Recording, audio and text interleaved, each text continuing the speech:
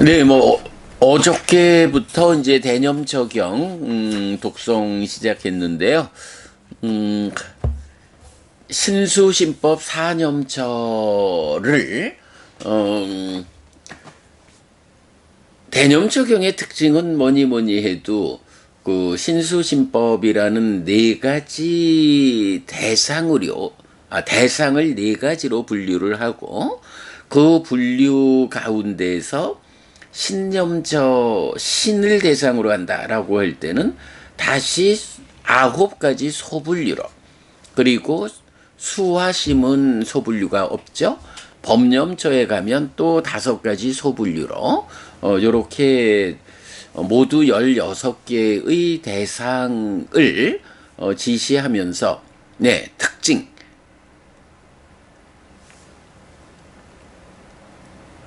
소분류 대상으로 수행의 출발 자리를 알린다. 그리고 나면 16번 반복되는 소분류마다 한 번씩 제시되는 후렴을 통해서 깨달음의 과정, 삼매 수행의 과정을 설명하고 있다. 그래서 보면 후렴이 몸에서 몸을 이어보면서 머문다 하는 것을 안에서 밖에서 안팎에서, 자라나는 법을 이어보면서 무너지는 법을 이어보면서 자라나고 무너지는 법을 이어보면서 몸에 머문다. 이렇게 나오죠. 자, 우리가 이제 그 몸에서 몸을 이어보면서 안에 머문다, 밖에 머문다, 안팎에 머문다라고 하는 것을 사실 지난번 101법문 때만 해도 정확하게, 그러니까 명확함을 가지고 요걸 설명하지 못했었죠. 그러니까 안에 머문다는 거, 밖에 머문다는 거, 안팎에 머문다는 거. 예, 이제는 좀 그래도 해석을 하게 됐어요. 밖에 머문다라는 거, 호흡 수행을 기준으로 보면 호흡을 대상으로 딱 붙잡고 놓치지 않는, 그래서 마음이 흔들리지 않는 삼매를 성취하는 과정. 요거 호흡이라는 몸을 밖의 영역에서, 호흡이라고 하는 밖의 영역에서 이어보는 거죠.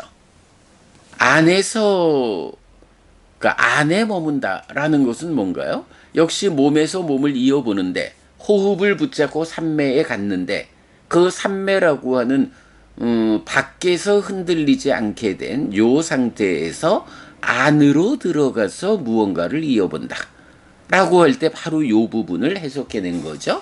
자, 물잔이 있다. 이 물잔에 물이 들어있는데 그 물에 내 얼굴을 비춰서 얼굴이 좀 지저분하면 닦아야겠다. 요런 목적을 가지고 컵 안에 물을 관리한다 라고 할 때, 첫째로 밖의 영역에서 컵 자체가 흔들리지 않아야 한다. 호흡을 붙잡고 움직이지 않는 상태 삼매에 든다. 그러면 삼매에 들었을 때 어떻게 이 물잔 안에 있는 물을 가라앉혀 가지고 내 얼굴을 비추게 할 것이냐 라고 할 때 바로 수념처에서 말하는 심행을 경험하고 심행을 진정시킨다 라고 해서 수라고 하는 찌따사님이다, 심상.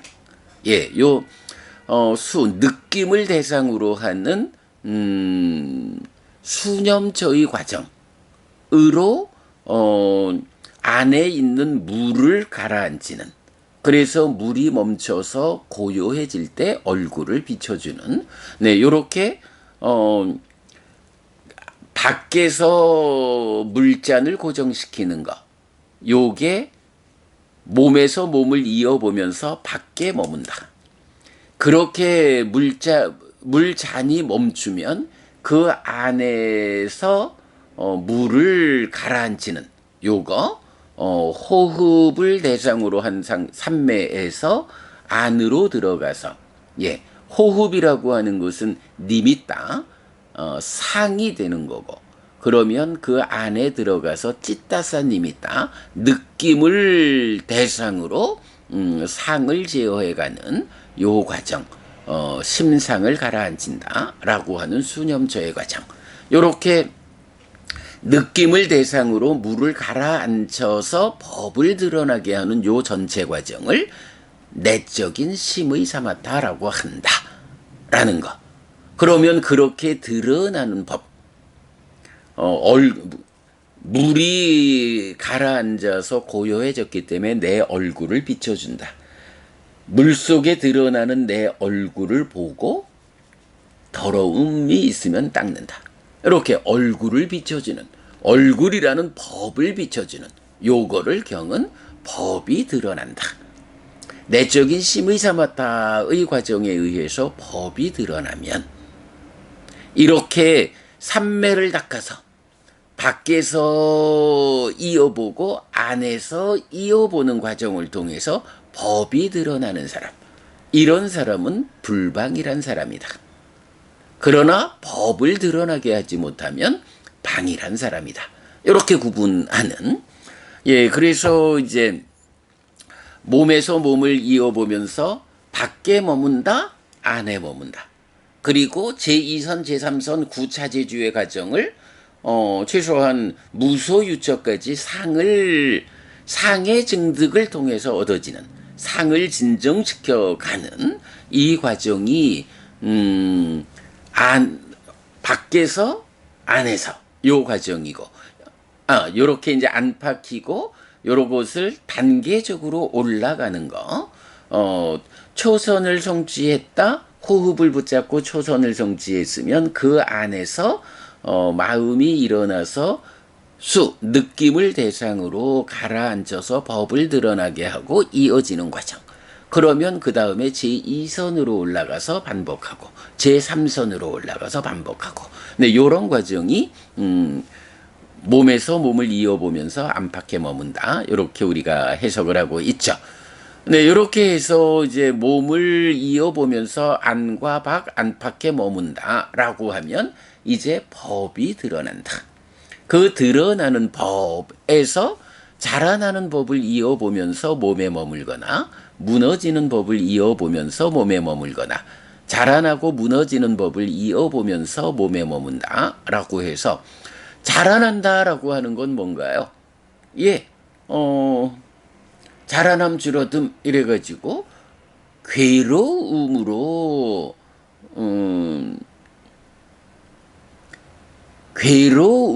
진행되는 삶의 과정. 요거 자라나는 법 이렇게 하는 거죠. 무너지는 법 이러면은 그 상태를 유지하지 못하고 무너지는 거. 그리고 자라나고 무너지는 한번 동시죠. 그러면 이제 여기서 드러나는 법에 대해서 이 드러나는 법이 이렇게 생겨나는 과정, 법이 생겨난다라는 자체에서 이미 무상하다라는 것을 포함하고 그러면 괴로움으로 가고 그럴 때 생겨나는 것, 자라남의 과정, 무너지는 과정, 그리고 자라나서 유지되다가 무너지는 과정. 이렇게 드러난 법에서 무상을 관찰하는 요것이 법의 윗바사나가 되는 거죠. 이렇게 자라나는 법, 무너지는 법, 자라나고 무너지는 법을 드러난 법에서 관찰하는, 이래가지고 오직 암만이 있고 밀착된 사티만이 있을 때까지 하면 암만이 있다. 더 이상 탐진치가 이 알미라는 거는 마음의 몸통이잖아요. 마음이 구성되는데 탐진치가 함께하지 않는, 그리고 밀착된 사띠만이 있을 때까지, 사띠가 완전히 밀착돼서 조금도 그 상태를 놓치지 않는, 다른 것이 끼어들지 못하게 제어하는, 네, 요런 상태를 이제 우리가 여실직연 이렇게 이해하고 있죠. 그러면 딱 그래요. 몸을 이어보면서 밖에 머무는 과정에서 삼매에 들어가지고 그 위에서 몸을 이어보면서 안에 머무는 과정에서 법을 드러나게 한다. 요 과정 안팎으로 해서 올라간다. 그렇게 되면 드러나는 법을 자라나는 법, 무상한 거죠. 무너지는 법. 자라나는 것은 무너지는 것이다. 요거 자라나고 무너지는 요런 드러나는 법에서 무상을 관찰하는 일을 통해서 여실직연한다. 암만이 있고 밀착된 사띠만이 있다. 여기서 이제 밀착된 사띠라는 개념도 우리가 설명하고 있죠. 그래가지고 암만이 있고 밀착된 사띠만이 있을 때까지 여실직연할 때까지 몸이 있다라고 사띠를 확고히 한다. 사띠를 확고히 한다라는 요 개념, 사념처의 완성 여실직연 요 과정을 말해주는 거죠. 그리고 나면 과정을 넘어서서 머물고 세상에서 아무것도 붙잡지 않는다. 이렇게 여실직연 사띠가 확고히 된 상태, 사띠토대죠. 요 상태가 되면 이제 딱가 안에서 번뇌를 직접 부수는 과정, 떨침의 과정, 이탐의 과정, 소멸의 과정, 그리고 쉼으로 귀결되는 또는 노음을 이어보는 이렇게 될 때 바로 그 떨침의 과정, 이탐의 과정, 소멸의 과정을 넘어선다 하는 것은 염오 이탐 소멸에 의해서 번뇌가 소멸한. 그러므로 세상에서 아무것도 붙잡지 않는다. 이런 과정을 넘어섰기 때문에 그 결과로 가래가 소멸했다. 가래가 소멸하니 가래의 붙잡는 성질 알라야가 해소되었으니까 더 이상 붙잡는 성질이 없어서 세상에서 아무것도 붙잡지 않는다. 요거 애멸의 삶, 해탈된 삶이죠. 무명과 가래가 해소된. 이렇게 하면 이게 깨달음까지의 전체 과정이죠. 몸에서 몸을 이어보면서 이렇게 머문다. 라고 했죠. 그래서 이제 어제 아침에 말씀드렸지만, 전체를 말하는 게 수행을, 깨달음의 과정 전체를 말하는 게 사실은 사념초 수행이야. 그런데 요거를 조금 상세하게 구분을 하자면, 여실직연이라는 첫 단계의 깨달음까지를 그대로 사념처라 지시하고 이후 해탈직연으로 가는 완성의 과정을 사마타 위파사나로 구분해주는 그래서 그런 구분으로 보면 몸이 있다라고 사띠를 확고히 한다라는 요점 여기가 사념처의 완성이고 과정을 넘어서서라는 여기부터 사마타 위파사나의 영역이고 네 요렇게 후렴을 우리가 잘 해석을 해냈죠. 뭐 후렴도 이제 이 정도 해석했으면 뭐 공부를 좀 더 이어가면서 조금 더 약간씩의 어색한 부분들 뭐 오늘도 제가 말씀드리면서 조금은 어색하게 들리는 부분들이 있었을 거예요. 뭐 그런 조금씩 어색한 부분이 공부가 쌓여가면서 해소될 거다. 뭐 그래도 뭐 그런 시간이 더 필요하겠지만 후렴이 말하는 깨달음의 과정을 일단 구조적으로는 뭐 이제 제대로 해석을 했다 이렇게 볼 수 있겠죠.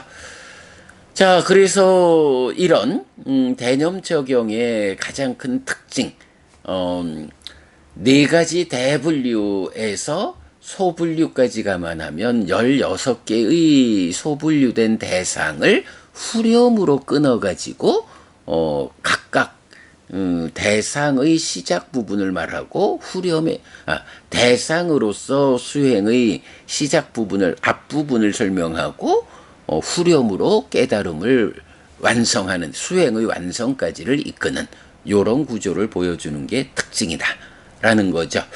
자 그러면서 이제 오늘은 자 어저께 우리가 경의 도입부에 이어가지고 신념처에 속한 소분류 9개 중에 5가지를 보았거든요. 이제 오늘은 신념처에 남아있는 4개의 대상 보았죠. 근데 요 4개의 대상이 뭔가요? 크게 보면 한 가지로 그러니까 묘지에 버려진 시체가 변화하는 과정. 일단 사람이 죽었어. 그러면 이 죽은 사람을 묘지에 갖다 버리죠. 뭐 요즘같이 화장한 뭐 화장터? 요새는 화장터를 안 하고 뭐라 하지? 이건 화장터가 가지고 화장해서 버리는 뭐 그런 형편이 아니었죠. 부처님 당시. 그래서 그때는 사람이 죽으면 그 시체를 갖다 버리는 장소가 있죠. 그러면 이제 그 버려진 시체가 죽기 이전에는 이렇게 아름다운 몸뚱아리, 소중한 몸뚱아리 이랬는데 이 몸뚱아리가 버려지고 나면 어떻게 돼요? 그때부터 시간이 지나가면서 시체라는 이름으로 변화하잖아요. 그 변화 과정을 모두 9단계로 상세하게 설명을 하고 있고 그 9단계를 9번의 후렴으로 끊어주지 않죠.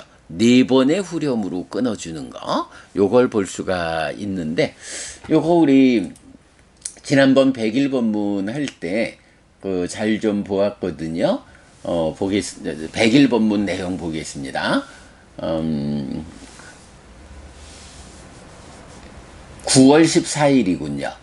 사념저의 신념저는 9개의 소분류 대상으로 구성되는데 그중 뒤의 4개는 시체의 변화 과정입니다. 변화는 모두 9단계로 나타나는데 후렴의 구분에 의하면 4개의 소분류입니다. 자, 9단계를 후렴으로 4개의 소분류로 끊었어요. 1. 시체가 부풀고 부패되는 과정이 첫 번째. 2. 다른 생명의 먹이가 되는 과정이 두 번째. 그 다음에 세 번째는 힘줄로 연결된 상태에서 연결이 끊어져 뼈들이 흩어진 상태까지. 자, 힘줄로 연결되어 있다가 시간이 지나면서 그러니까 이제 시체가 부풀고 부패되는 1단계에서 다른 생명의 먹이가 돼 다 파먹고 뜯어먹고 하니까 세 번째로 이제 고기 덩어리는 다 뜯어먹고 힘줄로 연결만 된 상태가 나온 거야. 그러다가도 시간이 지나면 그 힘줄의 연결 상태까지도 끊어져 가지고 뼈들이 여기저기 ht어지는 데까지 요거를 3, 4, 5, 6 4단계로 뼈들이 흩어지는 데까지를 말하는 거죠. 여기가 3단계. 그 다음에 이제 마지막 4번째 단계는 흩어진 뼈가 변화하는, 막 삭아서 바람에 날려 흩어지는. 근데 요렇게 7, 8, 9를 말해가지고 4번의 후렴을 통해서 시체의 변화 과정을 이렇게 설명하고 있죠. 그래서 4개의 소분류가 되죠. 자, 그러면서 수행자는 이 몸 또한 이런 것이고 이렇게 될 것이며 이것을 극복하지 못하리라 라고 시체의 9단계의 변화에 대해 이 몸과 비교하는데 4가지로 분류하여 후렴을 붙여 소분류 대상으로 삼는 것입니다. 이랬는데 오늘 독송한 내용 가운데는 뭐 가장 중심되는 게 요거죠. 아얌비코 까요 이 몸도 이왕담모 이왕바위 이왕아나띠또띠 라고 해서 이 몸 또한 이런 것이고 이렇게 될 것이며 이것을 극복하지 못하리라. 그러니까 묘지에 가서 시체의 변화 과정을 이어보는 이 수행이 구체적으로 무엇을 위한 거냐 하면 시체가 변해간다 이렇게 알기 위해서가 아니라 시간이 지나면서 이 몸뚱아리라는 것이 죽어서 버려지면 저렇게 변해가지고 나중에는 뼈다귀만 남고 그것까지 다 삭아가지고 흩어져 버리고 아무것도 남지 않게 되는구나. 요런 거를 보면서 이게 그저 다른 사람들의 몸이 변해간다 요래 보는 게 아니고 그것이 이 몸, 나를 구성하는 이 몸 또한 저런 거예요. 이 몸도 저렇게 될 거예요. 이 몸도 저렇게 되는 것을 극복하지 못할 거예요. 라고 해서 결국은 머지않아서 오래지 않아서 나 또한 죽음을 맞이하게 될 거고, 내가 죽고 나면 마음은 연기된 식의 윤회라는 방법에 의해서 다음 생, 새로운 몸을 만나 다음 생을 이어가겠지만, 지금 애지중지하는 이 몸이라는 것은 그렇게 마음이 떠나고 나면 저렇게 버려져 가지고 변화해 가는 거구나. 이 몸이 몸으로의 상태를 유지하지 못하는구나. 내 몸 또한 그렇구나. 나의 삶 또한 그렇구나. 라고 해서 묘지에 버려져 가지고 변화하는 그 시체를 보고 에구 더러워, 요렇게 보자라는 게 아니고, 저 변화하는 그 모습 그대로가 내 몸에도 적용되는 것이다. 이 몸 또한 이런 것이고 이렇게 될 것이며 이것을 극복하지 못하리라. 라고 요렇게 내 몸에 견주어서 시체가 변화하는 그 과정을 보는 것. 그래서 여기에서 무상을 관찰하는 것. 이렇게 되는 거죠. 자, 이렇게 내 몸에 견주고 나면 이런 시체의 변화 과정 9단계는 두 가지 개념 적용. 그러니까 D가니까야 22번 개념 적용, 맞지마니까야 10번 개념 적용, 그 다음에 맞지마니까야 119번 신념 적용, 안구따라니까야 6의 모음의 29번 우다 이경, 이렇게 4번, 그러니까 전체적으로 4개의 경에서 요 내용이 발견이 돼요. 4개의 경에 나타납니다. 이때 우다이 경은 이런 관찰의 수행이 나는 있다라는 자기화의 해소로 이끈다. 자기화의 해소. 나의 것이여, 그러니까 나를 만들고 나의 것을 만드는 자기화. 이래 되잖아요. 이 몸에 대해서 이 몸이 나지 뭐. 마음과 함께 해서 이 몸이, 그러니까 몸과 마음이 함께한 이 몸이 바로 나잖아. 이 몸이 내 거잖아.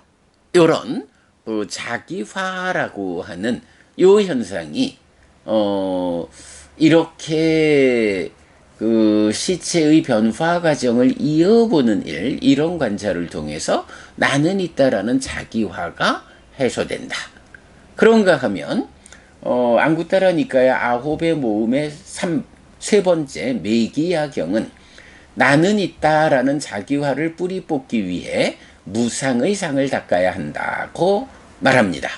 그래서 시체 관찰의 수행은 부정관, 에구 더러워 하는 부정관이 아니라 무상을 닦는 수행이라는 것을 알 수 있습니다. 이런 결론이 아주 중요하죠. 우리가 이제 부정관 이러면은 어저께 보았습니다만은 피부를 경계로 이 몸을 구성하는 요소들 31가지로 말하고 있잖아요. 뭐 머리카락, 손발톱, 콩팥, 뭐 신장, 심장 뭐 해가지고 피부를 경계로 내 안에 들어있는 것들. 사실은 이 경계가 되는 피부를 기준으로 몸을 보면서 참 이쁘다, 멋있다, 좋다, 아름답다 라고 몸을 찬양하지만 정작 이 몸을 구성하고 있는 그 요소들을 들여다보면 에이구 저렇게 더러운 것들 일단 꺼내놓고 보면 우리가 에이구 하고 눈을 돌리는 요런 더러운 것들이 모여가지고 내 몸을 구성하고 그거를 피부가 감싸고 있을 때 이걸 몸이라고 하는데 뭐 이 몸을 붙잡고 애지중지하는가? 라고 몸에 대해서 부정한 관점으로 보는, 부정하게 본다라는 데에서 이제 사실은 탐이 해소되는 거죠. 이제 요런 그 부정관이 있는데 시체를 관찰한다라는 거를 보면 시체라는 게 그렇게 더러운 이런 변화잖아 라고 해서 부정관이라고 받아들일 수 있지만 이제 경전적인 관점의 입장은 시체의 변화 과정을 보는 건 이런 부정관이 아니고 그 변화의 과정에서 참으로 이 몸뚱아리라는 게 저런 거구나. 그러니 나를 만들고 나의 것을 만드는 자기화라는 요거. 나라고 할 게 없구나. 이 몸뚱아리가 저렇게 변화하는 거 보니 어찌 이 몸뚱아리를 가지고 나라고 하고 나의 것이라 할 수 있겠나. 요런 관점으로 접근해서 자기화가 해소된다. 자기화라는 게 뭔가요? 우리가 메커니즘적으로 보면 1차 인식에서 욕탐이 와가지고 자기화하게 되면 거기서 비열이 자기화, 리미다. 대상의 왜곡. 이제 이런 문제를 일으키잖아요. 그것 때문에 괴롭죠. 바로 그 자기화를 해소하고 자기화를 뿌리 뽑으면 깨달음이죠. 바로 이런 그 시체의 변화 과정은 몸과 마음 가운데 몸이라고 하는 나의 구성 요소를 가지고 그 변화의 과정을 보니 참으로 나랄 것이 없구나, 나의 것이랄 게 없구나 라고 자기화를 해소하는 요런 것이다 라는 거죠. 그리고는 이제 이런 자기화를 뿌리 뽑는 요런 수행을 뭐라고 하느냐 하니 무상의 상을 닦는 것이다 라고 미기야경에서 말한다는 거죠. 자, 이런 관점에서 시체를 관찰하는 수행은 자기화를 해소하는 과정이고 그것이 무상을 닦는 수행이다. 요 결론. 신념처에 속한 뒤에 4개의 소분류 시체의 변화 과정은 무상을 닦아서 자기화를 해소하는 수행이다. 요것을 이제 우리가 이해해야 하죠. 그런데 여기서 이제 무상을 닦는다라고 하면 사실은 또 볼 게 있죠. 무상을 닦는다는 이 수행의 중심 자리는 어딘가요? 예, 내적인 심의 샤마타에 의해서 안과 밖에서 관찰하는 일을 통해서 법이 드러나면 그 드러나는 법에서 무상을 관찰하는 법의 윗바사나가 여실지경 가잖아요. 무상을 닦는다는 자리는 사실 법의 윗바사나의 자리로 우리가 알고 있는데 시체의 변화 과정을 보는 거? 이것도 무상을 닦는 거네? 라고 보면 어때요? 무상을 닦는다는 것도 꼭 삼매를 닦는 과정에서 내적으로 법이 드러날 때 그 드러나는 법의 무상을 직접 보아가지고 여실지견으로 가는 이런 안에서 무상한 현상을 직접 보는 이렇게 생겨나는 것이 보이고 유지되는 것이 보이고 없어지는 것이 보이는 이런 무상을 직접 보는 법의 윗바사나도 있지만 이렇게 밖의 영역에서 거시적으로 변화하는 시체의 변화 과정을 보면서 밖의 영역에서 무상을 닦는 것도 있다. 무상을 닦는다는 것이 이렇게 밖에서 시체의 변화 과정을 보면서 이 몸에 견주어 가지고 참으로 무상하다. 그래서 내 거랄 거, 나의 것이랄 게 없다. 자기화를 해소하는 요런 게 있는가 하면 내면에서 드러나는 법의 무상을 직접 보는 그래서 여실지견하는 법의 윗바사나 요런 2가지의 무상을 닦는 자리가 있다 라는 것을 우리가 여기서 이해하면 되겠죠. 참고적으로 그 시체의 변화 과정 2번째가 다른 생명의 먹이가 되는 과정 요래 나오는데요. 요거는 대표적으로 우리가 독성집에 나오지만 55번 상류타 21번 마하나마경 1번에서 지금 죽으면 어찌 될까? 어디에 태어날까? 라고 할 때 몸이라는 것은 이런 거요. 말하자면 다른 생명의 먹이가 되는 거요. 죽으면. 그러나 믿음계 배움 보시 지혜를 온전히 닦은 그대의 마음은 높은 곳으로 특별한 곳으로 갈 거요. 이렇게 말하는 마하나마경에서도 결국 몸이라는 것은 죽으면 다른 생명의 먹이가 되는 것이다. 요거 불교적으로 육식에 대한 불교의 입장을 여기로부터 시작해서 우리가 갖게 되죠. 네, 요런 부분들 오늘 좀 살펴보았습니다. 자, 오늘은 대념 적용 두 번째 시간으로 후렴에 대한 이야기 살펴보았고, 시체의 변화 과정이 무상을 닦아서 자기화를 해소하는 수행이다. 무엇보다도 몸과 마음으로 구성된 나 가운데 시체의 변화라는 것이 몸이라는 것이 이렇게 저 변화하는 시체 같은 거 그렇게 될 거고 극복하지 못할 거예요. 그러니 이 몸뚱아리를 무엇 나라고 할 게 있고 나의 것이라 할 게 있는가? 라고 몸과 함께하는 몸에 구속된 중생의 삶에서 이 몸에 대한 이런 관점을 통해서 나를 만들고 나의 것을 만드는 자기화가 해소되는 거. 요거 무상을 닦는 거. 요 관점. 특히 무상을 닦는 것이 안팎에 두 자리가 있다라는 것도 소개해 드렸습니다. 그렇게 여러분 참고하기로 하고요. 자, 이렇게 아침 독성 마무리하고 상류타 니까야 잠시 보겠습니다.